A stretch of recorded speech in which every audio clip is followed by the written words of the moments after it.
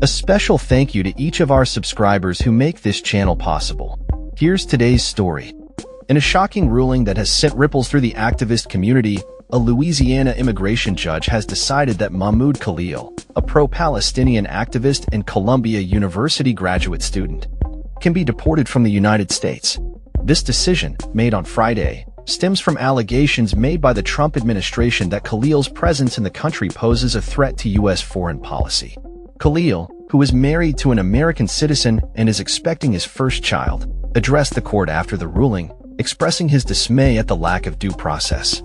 He stated, "I would like to quote what you said last time, that there's nothing that's more important to this court than due process rights and fundamental fairness.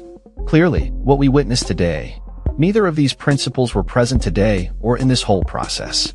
The judge has given Khalil's legal team until April 23 to file applications for relief to prevent his deportation, which could potentially send him to Syria or Algeria.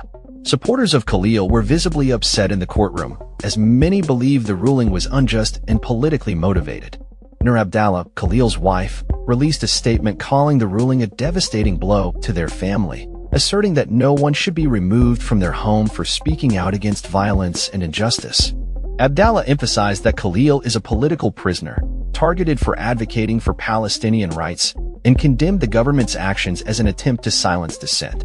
The case has broader implications, as it raises questions about the treatment of international students and activists under the current administration. Khalil's attorney, Mark Vander Hout, criticized the ruling, stating, "Today, we saw our worst fears play out. Mahmoud was subject to a charade of due process, a flagrant violation of his right to a fair hearing, and a weaponization of immigration law to suppress dissent." The judge's decision aligns with Secretary of State Marco Rubio's assertion that Khalil's activities could have adverse foreign policy consequences. In a memo submitted to the court, Rubio claimed that Khalil's protests were anti-Semitic and created a hostile environment for Jewish students in the U.S. However, Khalil's legal team argues that the government failed to provide substantial evidence to support these claims. They contend that the determination of deportability should be made by a judge based on evidence, not solely on the Secretary of State's assertions.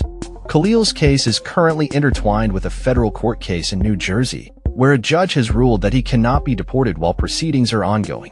As the situation develops, Khalil's supporters remain committed to fighting for his rights and the rights of others who may be similarly targeted.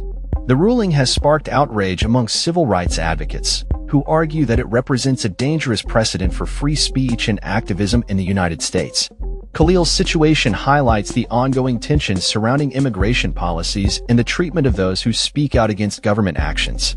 As the deadline for his legal team approaches, many are watching closely to see how this case will unfold and what it means for the future of activism and dissent in America. That's all for this story.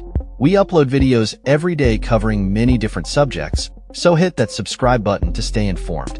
Thanks for watching.